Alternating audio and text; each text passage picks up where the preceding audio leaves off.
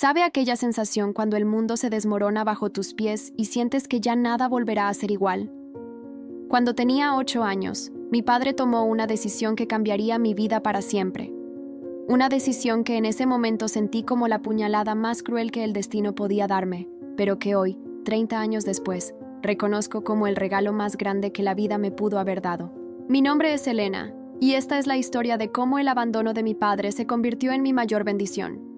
Es la historia de cómo un corazón roto puede sanar y multiplicarse en 1000 pedazos de amor. Es la confesión de una mujer que aprendió que a veces, lo que más duele es exactamente lo que más necesitamos para convertirnos en quienes estamos destinados a ser. Si estás escuchando esto y sientes que la vida te ha abandonado, si sientes que el dolor es demasiado grande para soportar, quédate conmigo, porque te voy a contar cómo una niña abandonada se convirtió en la madre que nunca tuvo, y cómo ese vacío que me dejó mi padre se llenó con el amor de cientos de hijos que el destino puso en mi camino. Esta no es solo mi historia. Es la historia de todos nosotros que hemos tenido que aprender a florecer en el desierto, a encontrar agua en la sequía más profunda de nuestras almas. Y te prometo algo, al final de este relato, entenderás por qué a veces las bendiciones vienen disfrazadas de las heridas más profundas. Era un martes de octubre. Recuerdo cada detalle de ese día como si hubiera sucedido ayer, porque hay momentos en la vida que se graban en nuestra memoria con una precisión dolorosa. El olor a café que salía de la cocina, el sonido de la televisión en el fondo, el uniforme escolar azul marino que llevaba puesto, incluso la pequeña mancha de jugo de naranja que tenía en la manga derecha. Mamá estaba en la cocina, moviéndose con esa prisa nerviosa que había caracterizado nuestras mañanas durante las últimas semanas. Papá había estado ausente más tiempo del usual, llegando tarde, saliendo temprano, con esa mirada distante que yo no sabía interpretar, pero que me hacía sentir un nudo en el estómago. «Elena, ven acá, mi amor», me dijo mamá con una voz que intentaba sonar normal, pero que tenía algo roto en el fondo.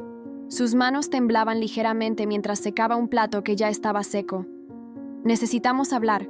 Yo tenía 8 años, pero ya había desarrollado esa intuición que tienen los niños cuando sienten que algo malo está por suceder. Es como un sexto sentido, una alarma interna que se activa cuando el mundo de los adultos está a punto de colapsar sobre nosotros.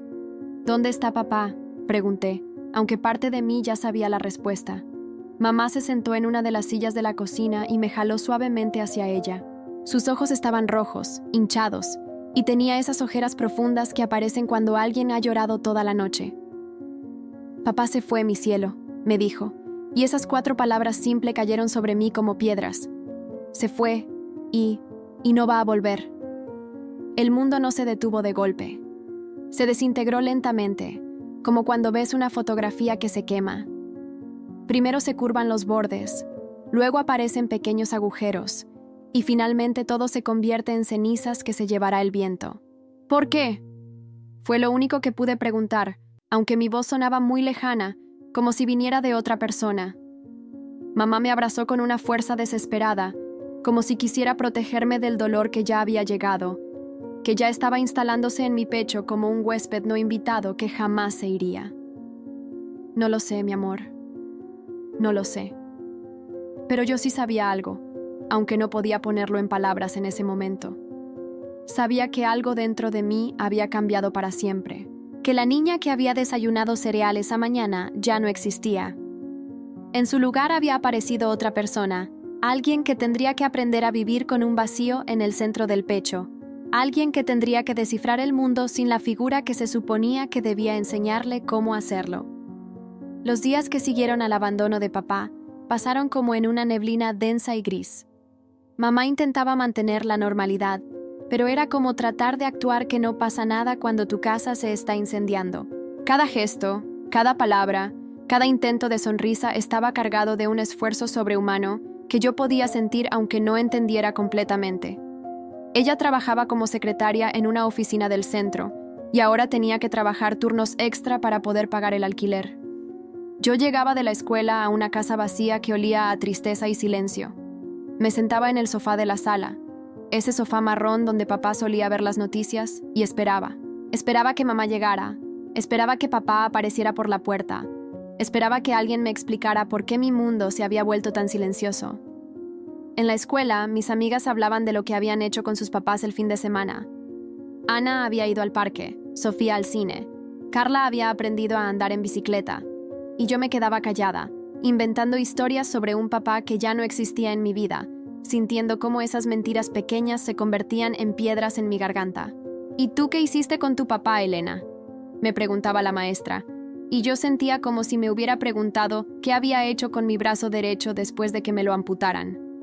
Fuimos a caminar, mentía, y me imaginaba a papá y a mí caminando por algún parque inexistente, hablando de cosas que nunca habíamos hablado, siendo padre e hija de una manera que nunca habíamos sido.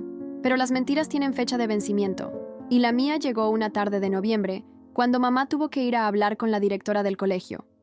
Yo había dejado de hacer las tareas, mis calificaciones habían empezado a bajar, y había días en los que simplemente me quedaba mirando por la ventana del salón, como si estuviera esperando que papá apareciera caminando por el patio.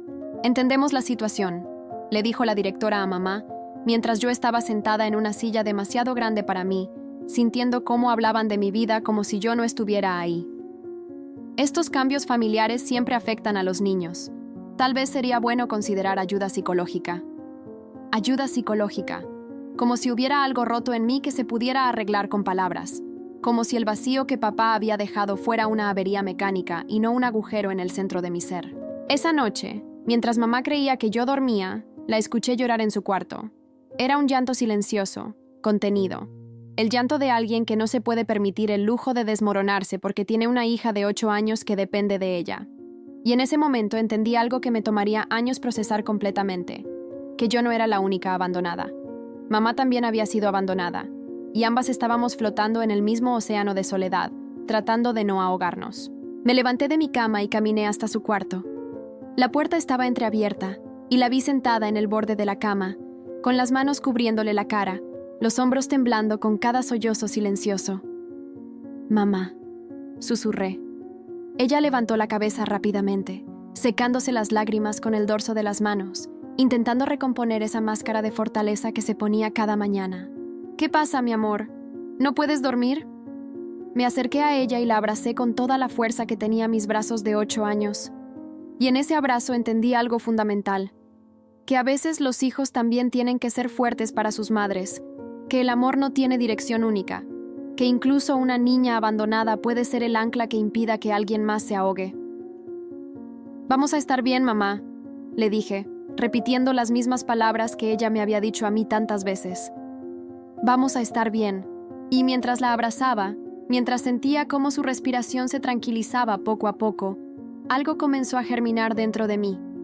No lo sabía entonces, pero esa semilla que se plantó esa noche sería la que, años después, florecería en mi vocación más profunda, la necesidad de abrazar, de consolar, de ser refugio para quienes habían perdido el suyo. Los años que siguieron fueron como aprender a caminar en un terreno completamente desconocido. Mamá y yo desarrollamos nuestra propia danza de supervivencia. Ella trabajaba cada vez más horas, y yo aprendí a ser independiente de maneras que ninguna niña de mi edad debería tener que aprender. A los 10 años, ya sabía cocinar huevos revueltos y preparar sándwiches. A los 11, manejaba el presupuesto familiar mejor que muchos adultos. Sabía exactamente cuánto costaba cada cosa en el supermercado y podía estirar el dinero como un mago estira una cuerda. A los 12, era yo quien consolaba a mamá cuando las cuentas no cuadraban al final del mes. Pero lo más importante que aprendí durante esos años no fue a ser independiente, fue a observar, a ver realmente a las personas que me rodeaban. En mi nueva escuela pública habíamos tenido que mudarnos a un barrio más barato. Conocí a otros niños que también llevaban la marca invisible del abandono. Estaba Jorge, cuyos padres se habían divorciado de manera tan violenta que él tartamudeaba cada vez que alguien alzaba la voz. Estaba María, que vivía con su abuela porque su madre había migrado a Estados Unidos en busca de trabajo. Estaba Carlos, que tenía moretones que él decía que se había hecho jugando fútbol, pero que todos sabíamos que venían de su casa. Y estaba la señorita Carmen, nuestra maestra de 5º grado, que tenía esa capacidad especial de ver más allá de nuestras fachadas de niños normales. Ella fue la primera persona que me hizo sentir que mi dolor tenía propósito, que mi experiencia podía ser útil para algo más que simplemente sobrevivir.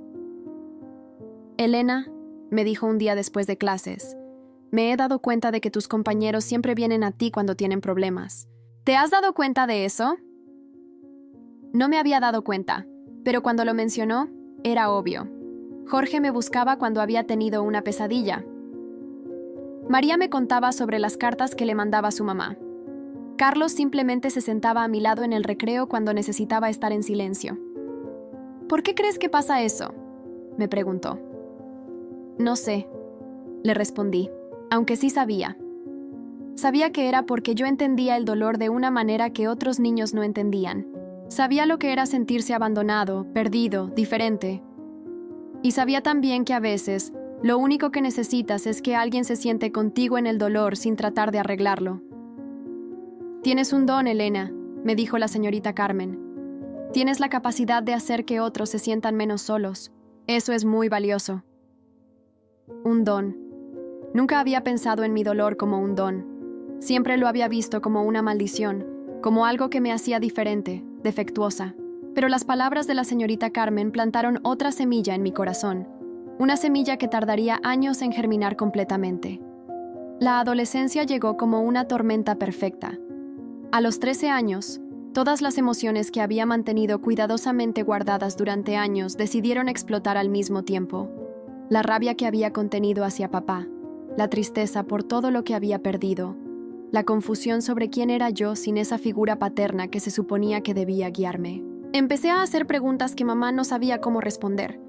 ¿Por qué papá se había ido realmente? ¿Había otra mujer?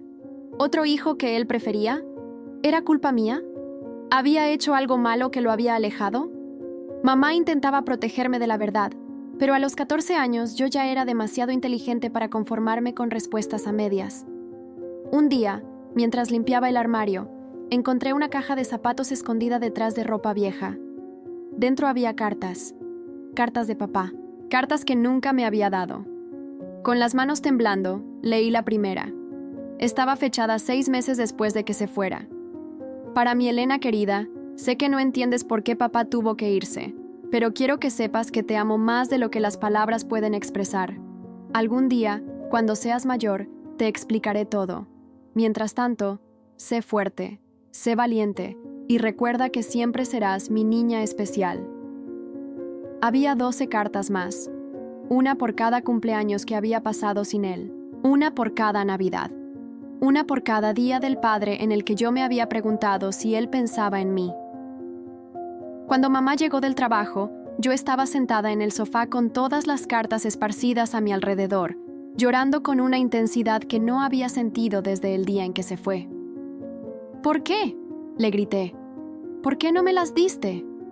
Mamá se desplomó en la silla frente a mí, y por primera vez en años, la vi realmente vulnerable, realmente quebrada. Porque tenía miedo, me confesó. Tenía miedo de que si sabías que él te escribía, tú quisieras buscarlo. Tenía miedo de perderte también. Pero él me ama, le grité, sosteniendo las cartas como si fueran tesoros sagrados. Él no me abandonó realmente. Sí te abandonó, Elena, me dijo mamá con una voz muy suave pero muy firme. Escribir cartas es fácil. Estar aquí todos los días, cuando tienes fiebre, cuando tienes pesadillas, cuando necesitas ayuda con la tarea, cuando tienes el corazón roto por primera vez. Eso es lo difícil. Y él eligió lo fácil. Sus palabras me golpearon como una bofetada de realidad. Porque tenía razón. Las cartas eran hermosas, llenas de amor y promesas, pero yo había vivido 6 años sin él. 6 años en los que había tenido que aprender a existir con un agujero en el centro de mi identidad. Esa noche, después de leer todas las cartas una y otra vez, tomé una decisión que cambiaría el curso de mi vida. Escribí mi propia carta. Querido papá, recibí todas tus cartas. Entiendo que me amas, pero también he entendido algo más. Que el amor verdadero no se escribe, se vive. No se promete, se demuestra. Cada día que no estuviste aquí, mamá fue mi padre y mi madre. Cada noche que no me diste las buenas noches, ella se quedó despierta conmigo cuando tenía pesadillas. No te odio, pero tampoco te necesito más. He aprendido a caminar sola, y camino fuerte. Tu hija, Elena. Nunca envié esa carta. La guardé en mi diario, y se convirtió en mi declaración de independencia emocional. en mi manera de cerrar una puerta que había estado abierta durante demasiado tiempo, esperando a alguien que nunca iba a cruzarla. A los 16 años, mientras mis compañeras de clase se preocupaban por chicos, maquillaje y fiestas, yo había desarrollado una obsesión completamente diferente: entender por qué algunas personas abandonan y otras se quedan. ¿Por qué algunos niños crecen rodeados de amor y otros tienen que crear el suyo propio? Empecé a hacer trabajo voluntario en un centro comunitario cerca de casa. Al principio, era solo una manera de mantenerme ocupada después de clases y ayudar a mamá con algunos gastos. Nos pagaban una pequeña suma por ayudar con las actividades de los niños del barrio. Pero lo que comenzó como un trabajo se convirtió rápidamente en una revelación. El centro atendía a niños de familias con problemas, padres que trabajaban turnos imposibles, madres solteras que no tenían con quién dejar a sus hijos, familias desplazadas por la violencia, niños que simplemente necesitaban un lugar seguro donde pasar las tardes. Y allí estaba yo, una adolescente de 16 años con mi propia historia de abandono, de repente rodeada de otros niños que entendían perfectamente lo que era sentirse perdido en el mundo. Había Andrés, de 5 años, cuyo padre estaba en la cárcel y cuya madre trabajaba 3 trabajos para mantener a flote a la familia. Andrés tenía pesadillas constantes y una tendencia a esconderse detrás de mí cada vez que llegaba un adulto desconocido al centro. Había Valentina, de 8 años, que había sido encontrada viviendo en la calle con su hermano menor después de que su madre simplemente desapareciera un día. Valentina era feroz y desconfiada con todos los adultos, pero conmigo se volvía una niña pequeña que necesitaba abrazos constantes. Había Miguel, de 12 años, que había estado en 5 hogares de acogida diferentes y que había desarrollado la habilidad de volverse invisible cada vez que sentía que alguien se iba a acercar demasiado emocionalmente. Y mientras trabajaba con estos niños, mientras los consolaba cuando lloraban, mientras jugaba con ellos, mientras les ayudaba con las tareas, mientras simplemente me sentaba con ellos en silencio cuando necesitaban compañía, algo extraordinario empezó a suceder dentro de mí. El vacío que papá había dejado comenzó a llenarse, no de la manera que yo había esperado, no porque alguien llegara a ocupar su lugar, sino porque ese espacio vacío se convirtió en algo diferente. Se convirtió en espacio para otros, en capacidad para amar sin condiciones, en comprensión profunda del dolor ajeno. Una tarde, mientras ayudaba a Andrés con un dibujo, él me miró con esos ojos enormes que tenía y me dijo: «Elena, ¿tú vas a desaparecer también?». La pregunta me atravesó como una flecha, porque sabía exactamente de dónde venía esa pregunta. Yo había hecho la misma pregunta tantas veces, de tantas maneras diferentes. «No, Andrés», le dije, y mientras pronunciaba esas palabras, algo se solidificó en mi interior. «Yo no voy a desaparecer, yo voy a estar aquí todos los días que tú me necesites». Y cumplí esa promesa. Durante los siguientes 2 años no falté ni un solo día al centro. Ni cuando estaba enferma, ni cuando tenía exámenes importantes, ni cuando mis amigas me invitaban a sus fiestas. Porque había entendido algo fundamental, que la constancia es la forma más pura del amor. Que estar presente es el regalo más valioso que le puedes dar a alguien que ha sido abandonado. Doña Esperanza, la directora del centro, una mujer de 60 años que había dedicado su vida a trabajar con niños vulnerables, empezó a notar lo que estaba pasando. «Elena», me dijo un día, «nunca había visto a una voluntaria conectar con los niños de la manera que tú lo haces. Es como si tuvieras un don natural». Otra vez esa palabra, don. Pero esta vez, yo ya sabía lo que significaba. «Es porque yo también fui una de ellos», le confesé. «Yo también fui una niña abandonada que necesitaba que alguien se quedara». Doña Esperanza me miró con una comprensión profunda en los ojos. «Y ahora entiendes que tu dolor tiene propósito», me dijo. «Que puedes transformar tu herida en medicina para otros». En ese momento, a los 18 años, parada en ese centro comunitario rodeada de niños que me habían enseñado que el amor no es algo que recibes, sino algo que das, entendí cuál era mi vocación verdadera. No iba a ser doctora, como había pensado durante años. No iba a ser abogada, como mamá esperaba. Iba a ser madre, madre de todos los niños que, como yo, habían tenido que aprender a crecer sin el amor incondicional que todo niño merece.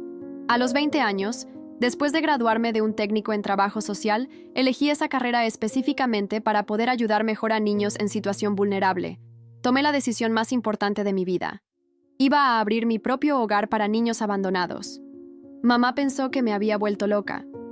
Elena, mi amor, me dijo mientras yo le mostraba los cálculos y planes que había estado haciendo durante meses. Eso requiere mucho dinero, muchos permisos, mucha experiencia. Tú apenas tienes 20 años. Mamá, le respondí, llevo 12 años preparándome para esto. Desde el día que papá se fue, he estado aprendiendo lo que significa cuidar a alguien, lo que significa quedarse cuando es difícil, lo que significa ser la estabilidad que alguien más necesita. Tenía razón, pero también tenía razón mamá. No tenía dinero, no tenía experiencia formal dirigiendo una institución, y los obstáculos burocráticos eran monumentales. Pero tenía algo más valioso. Tenía una determinación forjada en el dolor y templada en el amor. Comencé por lo pequeño. Renté una casa pequeña de 3 habitaciones en un barrio humilde pero seguro. Usé todos mis ahorros, y mamá, después de semanas de discusiones, decidió apoyarme y puso su casa como garantía para el préstamo. Si vamos a hacer esta locura, me dijo, la vamos a hacer bien. Los primeros meses fueron brutales. Los trámites legales parecían interminables. Las inspecciones gubernamentales eran rigurosas hasta el punto de ser humillantes. Había días en los que tenía que elegir entre comprar comida para mí o materiales para acondicionar la casa. Pero tenía algo que me sostenía, la certeza absoluta de que esto era lo que estaba destinada a hacer. Cada obstáculo, cada no que recibía, cada dificultad económica, solo reforzaba mi determinación. Finalmente, después de 8 meses de lucha burocrática, recibí la aprobación para abrir Casa Esperanza, nombrada así en honor a Doña Esperanza, quien había muerto de cáncer justo cuando yo estaba terminando los trámites, pero que había sido mi mentora y mi inspiración hasta el final. Mi primer niño llegó un martes de marzo. Se llamaba Daniel, tenía 7 años y había sido encontrado viviendo solo en una casa abandonada después de que su madre fuera arrestada por drogas. Cuando los servicios sociales me lo trajeron, él llevaba toda su vida en una bolsa de plástico, 2 camisetas, un pantalón, ropa interior sucia y un peluche de perro al que le faltaba una oreja. Daniel no habló durante las primeras 2 semanas. Simplemente se sentaba en la esquina de la sala, abrazando su perro de peluche, observándome con esos ojos que he aprendido a reconocer en todos los niños abandonados. Ojos que han visto demasiado, que no confían en nada ni en nadie, que esperan constantemente el próximo abandono. Yo no intenté forzarlo a hablar. Simplemente me aseguré de que supiera que yo estaba ahí. Le preparaba el desayuno todas las mañanas y se lo ponía en la mesa, aunque él solo comiera la mitad. Le leía cuentos todas las noches, aunque él fingiera no escuchar. Le decía buenos días y buenas noches todos los días, aunque él no respondiera. Y esperé. El día que Daniel finalmente habló, yo estaba en la cocina preparando el almuerzo. Él se acercó silenciosamente y se quedó parado detrás de mí durante varios minutos. «Elena», me dijo con una voz muy pequeña. Me di la vuelta, tratando de no demostrar lo emocionada que estaba de escuchar mi nombre en su voz. «¿Sí, Daniel? ¿Tú también te vas a ir?» Esa pregunta. La pregunta que yo había hecho tantas veces, de tantas maneras diferentes. La pregunta que Andrés me había hecho años atrás en el centro comunitario. Me arrodillé para quedar a su altura y lo miré directamente a los ojos. «No, Daniel, yo no me voy a ir. Esta es mi casa. Y ahora también es tu casa. Y yo voy a estar aquí todos los días, todas las noches, todos los meses, todos los años que tú me necesites». Él me estudió durante un largo momento, buscando mentiras en mi cara, buscando las señales que todos los niños abandonados aprendemos a reconocer. La impaciencia, la incomodidad, los indicios de que la persona va a desaparecer. No encontró ninguna. Y entonces, por primera vez desde que había llegado, Daniel sonrió. 2 años después de abrir Casa Esperanza, ya habíamos crecido de manera que nunca hubiera imaginado. Teníamos 8 niños permanentes, desde los 5 hasta los 15 años, y recibíamos regularmente a niños en crisis que necesitaban un lugar temporal mientras se resolvía su situación. Cada niño que llegaba traía su propia historia de dolor, su propio conjunto de heridas, su propia manera de haber aprendido a sobrevivir. Estaba Sofía, de 9 años, que había sido abusada por el novio de su madre y que tenía pesadillas todas las noches. Estaba Carlos, sí, el mismo Carlos de mi escuela primaria, que ahora tenía 17 años y había pasado por 3 hogares de acogida antes de llegar conmigo. Estaba Lucía, de 5 años, que había nacido con síndrome de Down y había sido abandonada en un hospital. Y estaba Alejandro, de 15 años, que había llegado con una historia que me partió el corazón de maneras que no sabía que eran posibles. Alejandro había sido criado por su padre soltero después de que su madre los abandonara cuando él tenía 3 años. Durante 12 años, él y su papá habían sido inseparables. Su papá trabajaba como mecánico y le había enseñado todo sobre carros, sobre ser fuerte, sobre ser un hombre de verdad. Hasta que un accidente de tráfico se llevó a su padre cuando Alejandro tenía 15 años.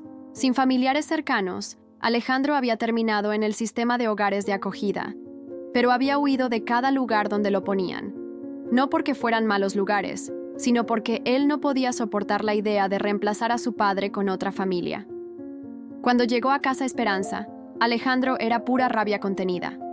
Rabia contra el mundo, contra Dios, contra el destino que le había quitado al único padre que había conocido y amado. Rabia contra mí, por intentar reemplazar lo que había perdido. «No necesito otra madre», me gritó el primer día, después de que los trabajadores sociales se fueran. «Ya tuve una madre», y se largó. «Ya tuve un padre», y se murió. «No necesito a nadie más». Y yo entendí perfectamente esa rabia, porque había sido mi rabia también, años atrás. La rabia de alguien que ha amado profundamente y ha perdido profundamente, y que prefiere no volver a amar antes que arriesgarse a perder otra vez. «Tienes razón», le dije, y mi respuesta lo sorprendió tanto que dejó de gritar. «No necesitas otra madre. Y yo no estoy aquí para reemplazar a tu papá. Estoy aquí para ser Elena y para ofrecerte lo que Elena puede dar. Un lugar donde puedes estar furioso, donde puedes llorar, donde puedes recordar a tu papá sin que nadie trate de convencerte de que superes tu dolor». Durante las siguientes semanas, Alejandro y yo desarrollamos una rutina extraña. Él se levantaba temprano, antes que todos los otros niños, y se iba al pequeño garaje que habíamos convertido en taller. Allí, rodeado de herramientas que habían pertenecido al dueño anterior de la casa, trabajaba en proyectos mecánicos imaginarios, arreglando cosas que no estaban rotas, desmontando motores viejos que yo conseguía en chatarrerías, y yo lo acompañaba. No para hablar, no para terapia, sino simplemente para estar ahí. Le llevaba café, había aprendido a tomarlo porque su papá se lo daba desde los 12 años, y me sentaba en una silla vieja mientras él trabajaba. Al principio, él fingía que yo no existía, pero poco a poco empezó a contarme cosas, cómo su papá le había enseñado a cambiar el aceite de un carro, cómo habían construido juntos una casita de perro para el vecino, cómo su papá siempre olía a grasa y aftershave barato, pero para él era el mejor olor del mundo. Y mientras él me contaba sobre su papá, yo le contaba sobre el mío, sobre cómo me había abandonado, sobre cómo había tardado años en entender que el abandono no era culpa mía, sobre cómo había aprendido que a veces el amor más grande es el que construimos nosotros mismos. Una mañana, después de 2 meses de estas sesiones matutinas en el garaje, Alejandro me miró por encima del motor en el que estaba trabajando y me dijo: «Elena, ¿tú crees que mi papá estaría orgulloso de mí?». Era una pregunta cargada de tanto dolor, de tanta necesidad de validación, de tanto miedo de haber decepcionado al hombre que más había amado. «Alejandro», le dije, «tu papá te crió para que fueras un hombre fuerte, honesto y trabajador. Te enseñó a usar tus manos para arreglar cosas, a levantarte temprano, a cuidar de lo que es tuyo. Todo eso lo llevas contigo. Cada vez que arreglas algo, cada vez que ayudas a uno de los niños pequeños, cada vez que te levantas por las mañanas a pesar de que duele, estás honrando todo lo que él te enseñó. Por supuesto que estaría orgulloso». Alejandro no dijo nada durante varios minutos. Siguió trabajando en el motor, pero yo podía ver que sus hombros temblaban ligeramente. «¿Sabes qué más creo?», continué. «Creo que él estaría feliz de saber que encontraste un lugar donde puedes ser su hijo sin que nadie trate de cambiarte, donde puedes extrañarlo sin que nadie te diga que ya es hora de seguir adelante». Esa tarde, Alejandro apareció en la cena familiar por primera vez desde que había llegado. Se sentó al lado de Daniel, que ahora tenía 9 años y había florecido hasta convertirse en un niño alegre y conversador, y le enseñó cómo desarmar correctamente un juguete roto para poder arreglarlo. Y mientras los veía interactuar, Mientras veía cómo Alejandro canalizaba el amor que había recibido de su padre en cuidado hacia los niños más pequeños, entendí algo profundo sobre la naturaleza del amor y la pérdida. El amor verdadero no se pierde cuando la persona se va, se multiplica, se transforma. Se convierte en nuestra capacidad de amar a otros de la manera que fuimos amados o de la manera que hubiéramos querido ser amados. A los 25 años, Casa Esperanza albergaba a 15 niños y había ayudado a más de 40 niños a encontrar familias adoptivas permanentes o a reconectarse con familiares que podían cuidarlos adecuadamente. Habíamos tenido que mudarnos 2 veces para acomodar a más niños, y yo había logrado establecer alianzas con psicólogos, trabajadores sociales y organizaciones que apoyaban nuestro trabajo. Pero el crecimiento no había sido fácil. Dirigir un hogar para niños abandonados significa enfrentarse diariamente con las peores tragedias que la humanidad puede producir. Significa ver niños que han sido maltratados de maneras que rompen tu fe en la bondad humana. Significa luchar constantemente contra un sistema burocrático que a menudo prioriza el papeleo sobre el bienestar real de los niños. Había noches en las que me quedaba despierta, preguntándome si realmente estaba haciendo la diferencia, o si simplemente estaba poniendo curitas sobre heridas que eran demasiado profundas para sanar. Había días en los que la responsabilidad de tantas vidas pequeñas se sentía abrumadora, cuando me daba cuenta de que cualquier error mío podía afectar el futuro de un niño para siempre. Fue durante uno de estos periodos de duda que sucedió algo que cambió mi perspectiva para siempre. Un sábado por la mañana, estaba en mi oficina tratando de organizar los archivos de los niños, cuando escuché una conmoción en la sala principal. Voces adultas desconocidas, niños corriendo. Alejandro, que ahora tenía 18 años y trabajaba conmigo como asistente, tratando de calmar a alguien. Salí de la oficina y me encontré con una escena que jamás olvidaré. Un hombre de unos 35 años estaba parado en medio de la sala, mirando alrededor con los ojos llenos de lágrimas. Era alto, con cabello castaño y una barba cuidadosamente recortada. Vestía un traje que claramente era caro, pero estaba arrugado como si hubiera viajado durante horas. Y parado junto a él, tomándolo de la mano con una mezcla de nerviosismo y emoción, estaba Daniel. Mi Daniel, que ahora tenía 12 años y se había convertido en un niño brillante, seguro de sí mismo, lleno de sueños sobre ser ingeniero. «Elena», me dijo Daniel con una voz temblorosa de emoción, «quiero que conozcas a mi hermano mayor, Roberto». El mundo se detuvo por un momento. Daniel nunca había mencionado tener un hermano. En todos los archivos oficiales, aparecía como hijo único de una madre adicta que había perdido la custodia. Roberto se acercó a mí con pasos inseguros, como si no supiera si tenía derecho a estar ahí. «Señorita Elena», me dijo con una voz quebrada, «he estado buscando a Daniel durante 5 años». La historia que Roberto me contó esa tarde me enseñó algo fundamental sobre la complejidad del abandono y la búsqueda. Roberto había sido dado en adopción cuando tenía 17 años, después de años en el sistema de hogares de acogida. Una familia maravillosa lo había acogido, lo había ayudado a terminar la escuela, a ir a la universidad, a convertirse en ingeniero civil. Pero durante todos esos años, él había vivido con el dolor de haber tenido que dejar atrás a Daniel, que entonces tenía solo 2 años. «Traté de mantener contacto», me explicó. «Pero nuestra madre biológica se mudaba constantemente, cambiaba de teléfono y yo era menor de edad, no tenía derechos legales. Cuando cumplí 18 y traté de buscarlo, ella había desaparecido completamente». Roberto había gastado miles de dólares en investigadores privados, había recorrido refugios y orfanatos, había puesto anuncios en periódicos y finalmente, a través de un contacto en servicios sociales, había descubierto que Daniel estaba en Casa Esperanza. «Vengo aquí esperando encontrar a mi hermano pequeño», me dijo Roberto, «y me encuentro con este niño increíble, seguro, feliz, que me habla de su mamá Elena como si fueras lo más importante de su vida». Durante las siguientes horas, observé algo hermoso y desgarrador al mismo tiempo. Vi cómo Daniel, que había construido una vida sólida y feliz en Casa Esperanza, se debatía entre la emoción de reconectar con su hermano biológico y el miedo de perder la estabilidad que había encontrado conmigo. «¿Esto significa que me tengo que ir?», me preguntó esa noche, cuando estábamos solos en su cuarto. «Daniel», le dije, «esto significa que tienes más amor en tu vida, no menos. Roberto es tu hermano, y está claro que te ama muchísimo, pero yo también te amo, y siempre voy a ser parte de tu vida, sin importar dónde vivas. ¿Pero tú quieres que me vaya? ¿Para que puedas ayudar a otros niños? Su pregunta me partió el corazón, porque pude escuchar en ella todos mis propios miedos de abandono, toda mi propia inseguridad sobre si realmente era amada o si simplemente era conveniente. Daniel, le dije, abrazándolo fuerte, tú no eres uno más de los niños que ayudo. Tú eres mi hijo, eres el primer niño que me enseñó que yo podía ser madre, que podía amar sin condiciones, que podía crear una familia real. No importa dónde vivas, no importa cómo cambien las cosas, tú siempre vas a ser mi hijo, y yo siempre voy a ser tu mamá, Elena. Después de muchas conversaciones, muchas lágrimas y mucha reflexión, llegamos a una solución que ninguno de nosotros había anticipado. Roberto decidió mudarse a nuestra ciudad.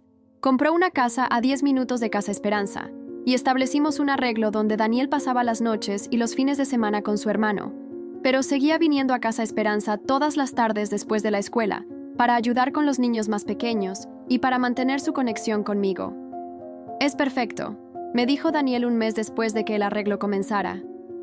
Tengo un hermano que me ama, tengo una mamá que me ama, y tengo hermanos pequeños que me necesitan. Tengo toda una familia.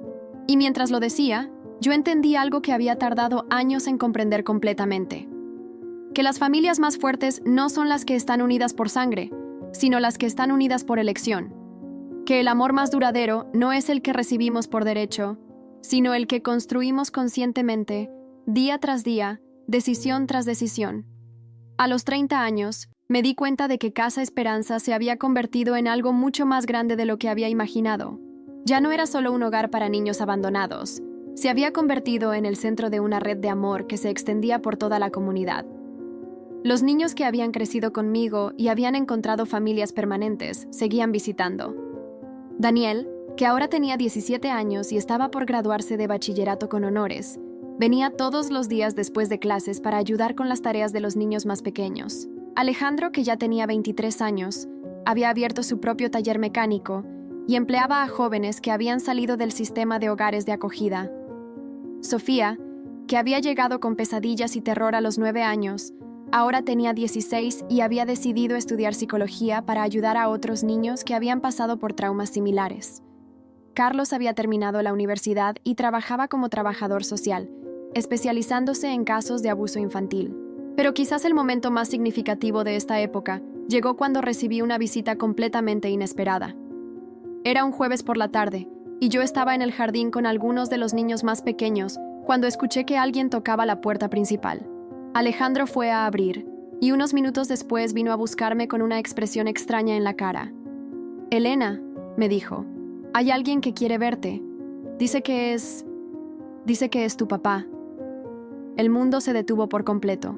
Después de 22 años, después de haber construido una vida entera alrededor de su ausencia, después de haber transformado el dolor de su abandono en la fundación de mi vocación, mi padre estaba parado en la puerta de mi casa. Caminé hacia la entrada con las piernas temblorosas, y ahí estaba. Más viejo, con el cabello completamente gris, con arrugas profundas alrededor de los ojos, pero inequívocamente él. «Hola, Elena», me dijo con una voz que sonaba exactamente como la recordaba, pero quebrada por la emoción. «Papá», fue lo único que pude decir. Nos quedamos mirando durante varios minutos, dos desconocidos que habían compartido 8 años de vida y luego 22 años de separación. «He estado siguiendo tu trabajo», me dijo finalmente. «Leí sobre Casa Esperanza en el periódico. Vi las entrevistas que has dado en la televisión. Estoy muy orgulloso de lo que has hecho». Sus palabras me golpearon como un puño en el estómago. Orgulloso, la palabra que había necesitado escuchar durante décadas, llegando finalmente de la persona cuya aprobación había anhelado más que nada en el mundo. Pero también me llenó de una rabia que no había sentido en años. «¿Orgulloso?», le dije, y mi voz salió más áspera de lo que pretendía. «¿Tienes derecho a estar orgulloso de algo que construí precisamente porque tú no estuviste ahí?». Él bajó la cabeza, y pude ver que había esperado esta reacción. «Tienes razón», me dijo. «No tengo derecho, pero quería que supieras que he seguido tu vida, que siempre me he preguntado cómo estabas, que no pasó ni un solo día sin que pensara en ti. Pero no lo suficiente como para llamar. No lo suficiente como para escribir. No lo suficiente como para estar presente. No, admitió. No lo suficiente para eso. Nos quedamos en silencio durante varios minutos. Detrás de mí, podía escuchar las voces de los niños jugando en el jardín, las risas que habían llenado mi vida durante la última década. ¿Por qué ahora?, le pregunté finalmente. ¿Por qué después de 22 años? Porque me estoy muriendo, me dijo simplemente. Cáncer de páncreas. Los doctores me dan entre 3 y 6 meses. La noticia me golpeó como una ola inesperada. A pesar de toda la rabia, a pesar de todos los años de ausencia, la idea de perderlo para siempre esta vez definitivamente me llenó de una tristeza que no había anticipado. Y antes de morir, continuó, necesitaba decirte algo que debería haberte dicho hace 22 años. Me fui porque era un cobarde, porque tu madre y tú merecían mejor de lo que yo podía dar, porque tenía miedo de no ser suficiente, de fallarles, de arruinar sus vidas con mis propios problemas. Pero al irte nos fallaste de todas maneras, le dije. Lo sé, y he vivido con esa culpa todos estos años, pero viéndote ahora, viendo lo que has logrado, viendo la mujer increíble en la que te convertiste, me doy cuenta de que tal vez mi ausencia fue lo que necesitabas para convertirte en quien estabas destinada a ser. Sus palabras me hicieron pensar en algo que había reflexionado muchas veces a lo largo de los años. ¿Sería la misma persona si papá no se hubiera ido? ¿Habría desarrollado la misma compasión, la misma determinación, la misma capacidad de amar incondicionalmente si hubiera crecido en una familia normal? No te estoy pidiendo perdón, continuó. No tengo derecho a pedirte eso. Solo quería que supieras que te amo, que siempre te he amado, y que entiendo perfectamente si no quieres tener nada que ver conmigo.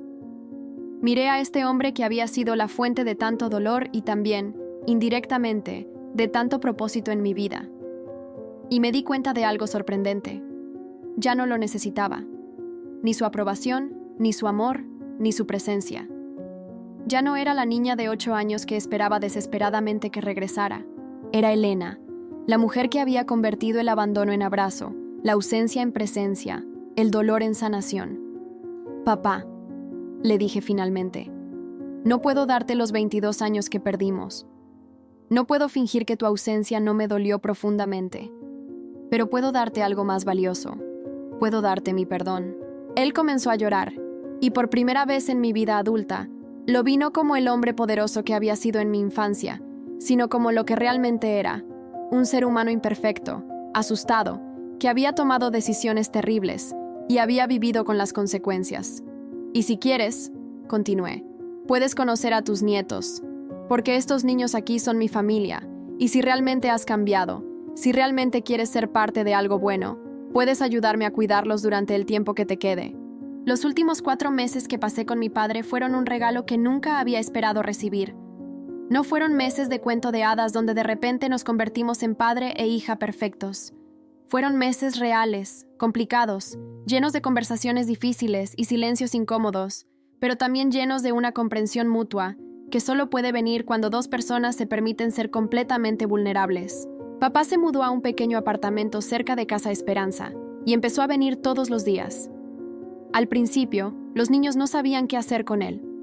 Este hombre mayor que claramente estaba enfermo, que hablaba poco pero observaba todo, que se sentaba en el jardín y parecía estar aprendiendo algo nuevo cada día. Pero los niños tienen una sabiduría especial para reconocer a las personas que están luchando con su propio dolor. Y poco a poco, empezaron a acercarse a él. Fue Lucía, ahora de 10 años y la más empática de todos nuestros niños, quien rompió el hielo. Una tarde, se acercó a papá que estaba sentado solo en el jardín y simplemente se sentó a su lado. ¿Tú también perdiste a tu familia?, le preguntó con esa franqueza brutal que solo tienen los niños. Sí, le respondió papá. Perdí a mi familia porque fui muy tonto para valorarla cuando la tenía. ¿Y ahora estás triste? Muy triste. ¡Guau! ¿Quieres que te abrace? Los abrazos ayudan cuando uno está triste. Y así fue como mi padre, el hombre que me había abandonado cuando más lo necesitaba, encontró sanación en los brazos de una niña de 10 años con síndrome de Down que entendía perfectamente lo que era sentirse perdido en el mundo. Durante esas semanas, papá me contó su historia real. Me habló de su propia infancia con un padre alcohólico y violento. Me habló de su terror de repetir esos patrones conmigo. Me habló de la depresión que lo había consumido después de mi nacimiento, de cómo había interpretado cada llanto mío como evidencia de que yo estaba mejor sin él. No te estoy pidiendo que entiendas mis decisiones, me dijo una noche mientras estábamos sentados en la cocina después de que todos los niños se habían acostado. Solo quiero que sepas que no me fui porque no te amara. Me fui porque te amaba demasiado como para arriesgarme a lastimarte de la manera que mi padre me lastimó a mí. Pero me lastimaste de todas maneras, papá, le dije, y por primera vez pude decirlo sin rabia, solo con tristeza.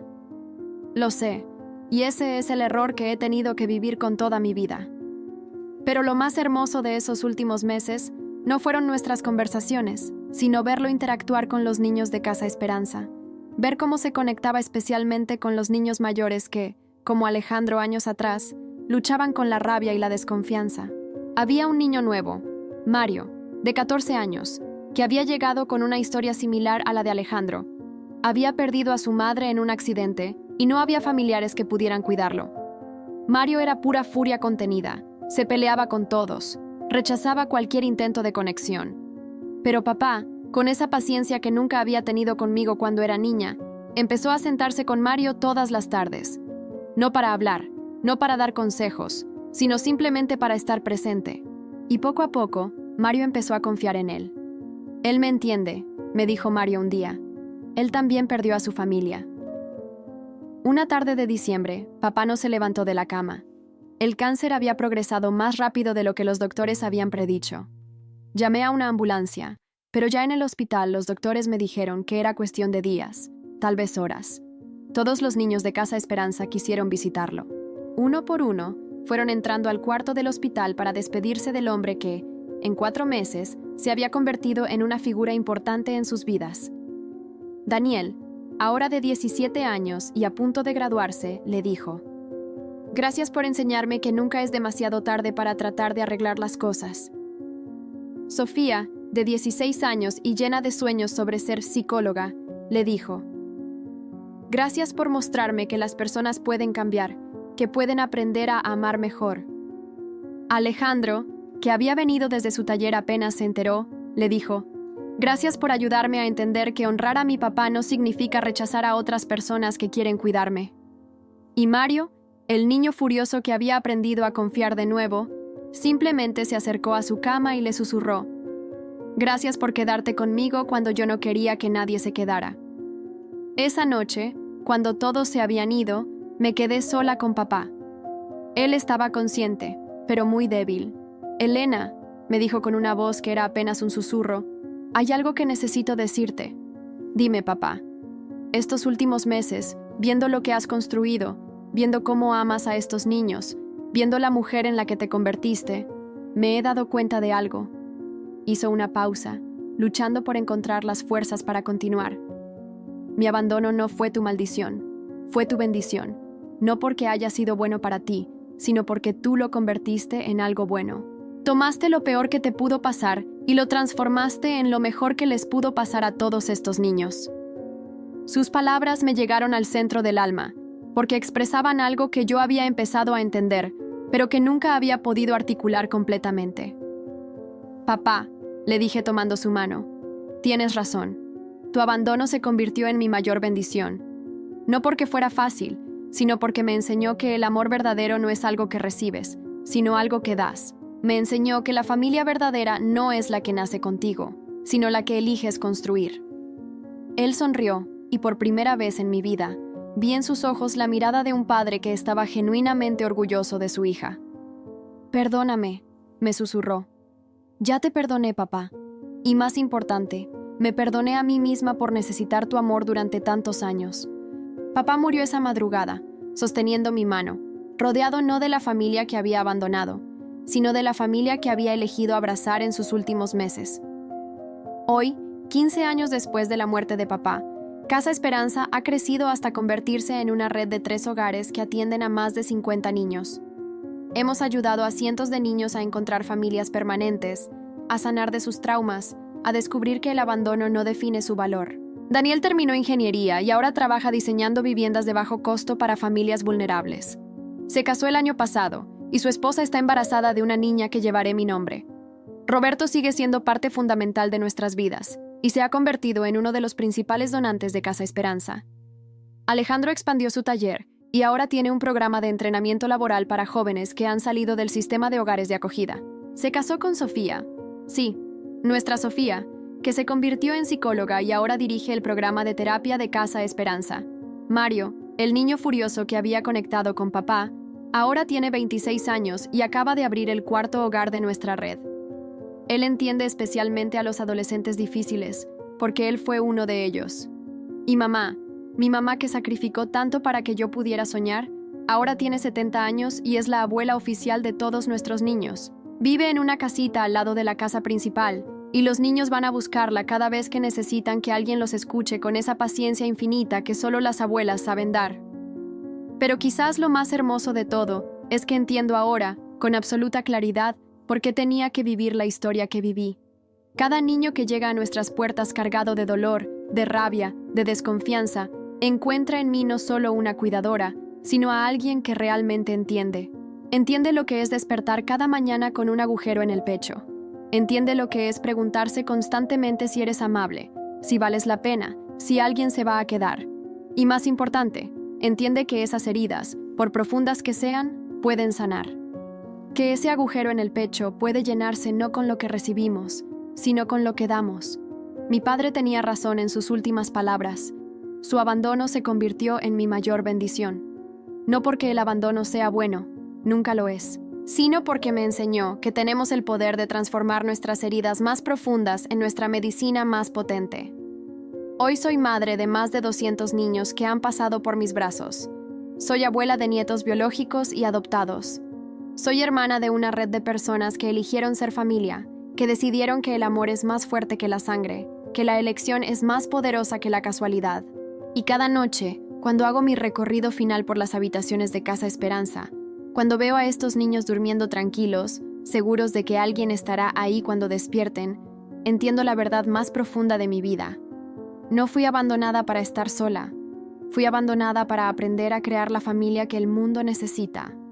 Una familia donde nadie es rechazado, donde todos tienen valor, donde el amor no tiene condiciones. Mi nombre es Elena, y esta ha sido la historia de cómo el abandono de mi padre se convirtió en mi mayor bendición. Si hay algo que quiero que sepas, después de escuchar mi historia, es esto.